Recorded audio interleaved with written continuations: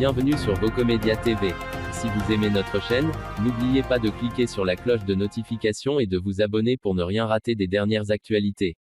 Agnès Buzyn mise en examen, les juges cèdent à la pression de la société civile. Ce vendredi 10 septembre, l'ex-ministre de la Santé Agnès Buzyn a été mise en examen par la Cour de justice de la République, seule institution à pouvoir juger des ministres dans l'exercice de leurs fonctions. Sa gestion de l'épidémie de Covid est mise en cause. Que risque-t-elle? Éclairage avec Anne-Marie Le Pourriet, professeure des universités en droit public à l'université Rennes et constitutionnaliste. Elle est la première. Ce vendredi 10 septembre, l'ancienne ministre de la Santé Agnès Buzyn est la première personnalité politique à avoir été mise en examen par la Cour de justice de la République pour les manquements supposés dans la gestion du Covid par les autorités.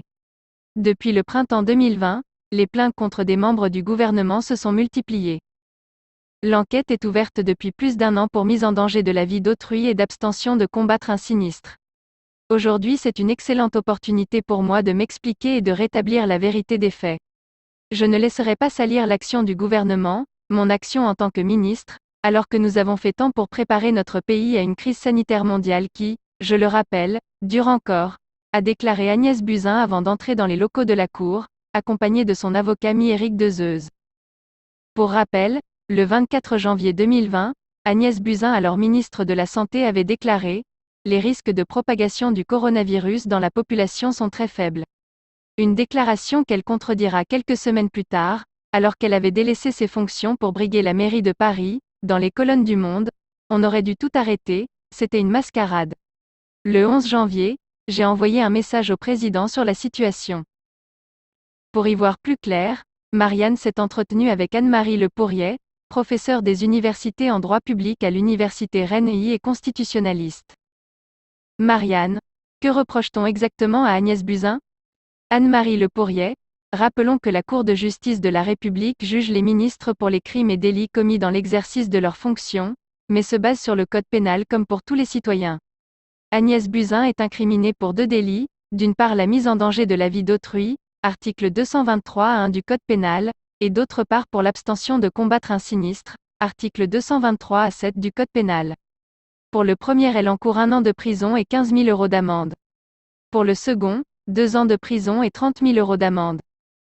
Cette convocation de la CJR, qui a débouché sur une mise en examen, est-elle inédite? Cette convocation n'est pas inédite. Des ministres ont déjà été convoqués pour rendre compte de leurs actes. Je pense notamment à l'affaire du sang contaminé. Ce qui est inédit, c'est que les juges s'amusent à endosser une sorte de supériorité par rapport à l'autorité politique. J'ai eu l'occasion d'éplucher quelques plaintes dans le cadre de la crise sanitaire liée à l'épidémie de Covid-19. Les citoyens, souvent appuyés par des associations, se plaignent de tout et son contraire.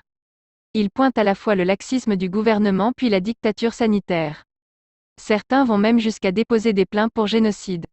J'aimerais bien voir comment des juges vont aller expliquer à Madame Buzyn ce qu'elle aurait pu faire ou dû faire à ce moment précis de la crise. Les juges sont en train de céder à la pression de la société civile. J'estime que c'est un abus de pouvoir caractérisé. Ils n'osent pas eux-mêmes résister aux pressions des associations militantes. Des pressions relayées par les médias qui jouent là-dedans un rôle incendiaire. Le juge se croit obligé de faire un début d'enquête, quitte à ce qu'il ne se passe rien au niveau du jugement par la suite. Quels sont les scénarios possibles pour Agnès Buzyn selon vous? Pour ma part, je ne me fais aucune illusion sur l'issue. Agnès Buzyn n'était pas qualifiée pour ce poste, ce n'était pas une bonne ministre. Néanmoins, elle ne peut pas servir de fusible pour tout le monde. Les décisions prises, tout comme celles qui n'auraient pas été prises, relèvent d'un travail commun du gouvernement et du président de la République. À mon sens, Agnès Buzyn n'a pas à supporter une décision judiciaire seule. Certains voient dans cette convocation une forme de justice politique. Qu'en dites-vous? C'est forcément politique. Il s'agit de porter un jugement sur une décision, ou une non-décision politique. J'aimerais bien voir comment des juges vont aller expliquer à Madame Buzyn ce qu'elle aurait pu faire ou dû faire à ce moment précis de la crise. François Hollande puis Emmanuel Macron ont annoncé leur souhait de supprimer la CJR. Pourquoi l'institution est-elle si controversée? Elle est controversée pour les gens à qui elle n'a pas donné satisfaction. La Cour est composée de 15 juges, 12 parlementaires, 6 élus par l'Assemblée nationale et 6 élus par le Sénat, NDLR. Et de 3 magistrats du siège à la Cour de cassation. D'aucuns disent que les jugements se font en entre-soi, parce que les juges de la Cour côtoient d'ordinaire ces politiques. Mais de fait, on ne peut pas mettre le jugement de la fonction gouvernementale entre les mains d'un juge banal. Il est nécessaire qu'il soit jugé par des pairs qui peuvent comprendre ce qu'est la responsabilité de gouverner. Restez informés en profitant des dernières actualités en format audio, à écouter sans modération chez vous, au bureau ou dans votre voiture. N'hésitez pas à partager cette vidéo avec vos proches ou à laisser des commentaires. Vos Comédia TV vous remercie et vous dit à très bientôt.